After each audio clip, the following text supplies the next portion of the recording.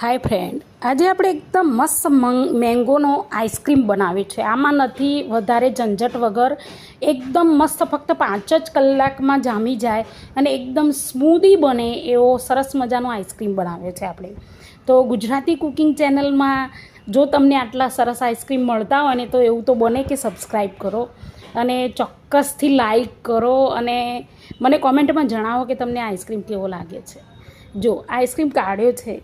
આ આઈસ્ક્રીમ બનાવો એકદમ સરળ છે અને 5 કલાકમાં થઈ જશે અને ટેસ્ટ તો ના પૂછો વાત. અહીંયા ગરમી વધારે હોવાથી જુઓ એકદમ પીગળવા પણ લાગ્યો છે, એકદમ ક્રીમી છે. ચલો બનાવવાની શરૂઆત કરીએ. તો અહીંયા જુઓ કે આપણે મિક્સર જાર લીધો છે. એમાં આપણે 1 કપ, તમારે એક મેઝરમેન્ટ લઈ લેવાનું. તો 1 કપ અહીંયા આપણે દૂધનો પાવડર, પછી એનો એ જ કપ ભરી અને આપણે દૂધ લીધું છે તો દૂધની અંદર એડ કર્યું છે. અને આ એ છે કે આપણે જે અમૂલની મલાઈ આવે છે, ક્રીમ આવે છે અમૂલની, એ તમે નજીકથી જુઓ જરા.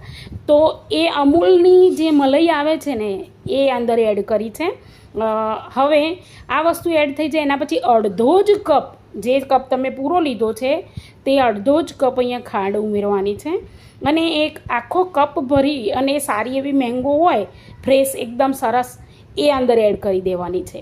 અને આ એડ કર્યા પછી આપણે ધીમે ધીમે એડ કરીશું અને પછી એડ કર્યા પછી એને શાંતિથી મસ્ત રીતે ક્રશ કરી લેવાનું છે મિક્સરની અંદર. તો એકદમ ગ્રાઇન્ડ થઈ જશે, એકદમ રસ થઈ જાય ને. એટલે જો કાચનો બાઉલ હોય અથવા તો સ્ટીલનો બાઉલ હોય ને તો એમાં 5 કલાકમાં જામી જશે. પ્લીઝ પ્લાસ્ટિક ના વાપરો. અને આ રીતે જો કેટલું સરસ મજાનું બેઝ બની ગયું છે. એકદમ આઈસ્ક્રીમનું બેટર જમે જુઓ કેટલું એકદમ સ્મૂધ બની ગયું છે, આને ફીટવું પણ નથી. હવે આપણે એક વસ્તુ અહીંયા ધ્યાન રાખવાની છે કે આપણે આ રીતે પોલિથીન ઉપર લગાવી લેવાનું છે જેથી સ્પોટ ના રહે. અને ફ્રીઝરમાં મૂકીએ ને એટલે પેલા બરફના જે સ્પોટ રહી જાય છે એવા રહે નહીં અને સારી એવી ક્રીમી બને.